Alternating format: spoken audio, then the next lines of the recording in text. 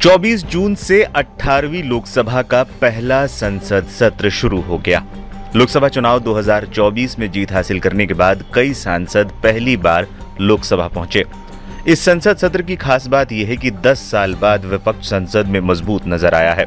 अकेले कांग्रेस 100 सांसदों के साथ संसद में नजर आएगी। अखिलेश यादव भी अपने 37 सांसदों के साथ संसद में नजर आएंगे। साथ ही 10 साल बाद केंद्र में गठबंधन की सरकार भी लौटी है।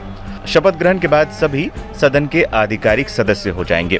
आपने देखा होगा कि जब भी संसद सत्र चलता है, सांसद एक तय स्थान पर बैठे रहते हैं। लोगों में ये जानने की इच्छा रहती है कि सांसदों की सीट कौन तय करता है और ये किस आधार पर तय की जाती है कि संसद भवन में लोकसभा में कौन सा सांसद कहां बैठेगा। इनके बैठने की व्यवस्था कैसे होगी और इसका निर्धारण कैसे होगा, या फिर सांसद अपने हिसाब से ही कोई भी सीट ले सकते हैं।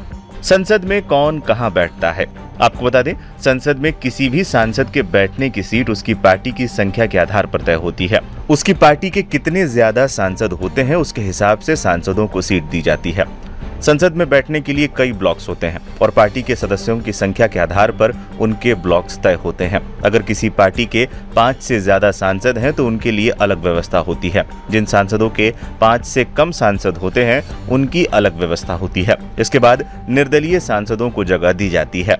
बता दें, सदन में सबसे पहला बंटवारा पक्ष और विपक्ष के आधार पर होता है। आगे के ब्लॉक्स में स्पीकर के दाएं हाथ की तरफ सत्ता पक्ष बैठता है और बाएं हाथ के तरफ विपक्ष की सीट होती है। इसके अलावा लेफ्ट साइड में एक सीट डिप्टी स्पीकर के लिए तय होती है और उसके पास विपक्ष के फ्लोर लीडर बैठते हैं। इसके बाद बाईं तरफ सांसदों की संख्या के आधार पर ब्लॉक्स डिवाइड किए जाते हैं। जैसे इस बार सबसे आगे दाईं तरफ बीजेपी और लेफ्ट साइड में कांग्रेस के सांसद बैठेंगे। इसके बाद ऊपर के ब्लॉक्स में कम सांसद वाली पार्टियों को जगह मिलती है और इसमें फ्रंट रो के आधार पर सांसदों को सीट दी जाती है। जिस पक्ष के ज्यादा सांसद होते हैं उन्हें उतनी ही फ्रंट रो मिलती है। इन ब्लॉक्स के आधार पर सांसदों की सीट तय की जाती है।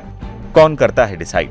ये सदन के स्पीकर की ओर से डिसाइड किया जाता है। डायरेक्शन 122A के तहत स्पीकर हर सांसद को सीट अलॉट करते हैं और उसके हिसाब से ही सांसद को सीट में बैठना होता है। सीनियर सांसदों के लिए अलग व्यवस्था की जाती है। वहीं कुछ सीनियर सांसदों की तबीयत को देखते हुए भी सीट व्यवस्था में बदलाव किया जाता है। अगर प्रियंका संसद पहुंची तो कहां बैठेंगी? राहुल गांधी के वायनाड सीट छोड़ने के बाद प्रियंका गांधी वहां से उपचुनाव लड़ने वाली है। प्रियंका गांधी पहली बार सांसदी का चुनाव लड़ रही हैं और इस लिहाज से अगर वो चुनाव जीतती भी हैं तो अपने भाई राहुल गांधी से सीनियरिटी के आधार पर काफी जूनियर होंगी।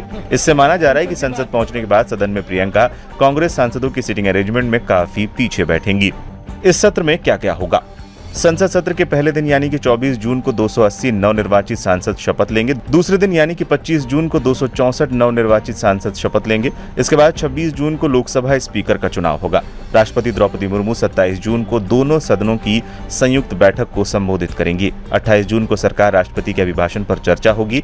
राष्ट्रपति के अभिभाषण के जवाब में प्रधानमंत्री नरेंद्र मोदी 2 जुलाई को लोकसभा को संबोधित करेंगे। वो 3 जुलाई को राज्यसभा में भी बोलेंगे।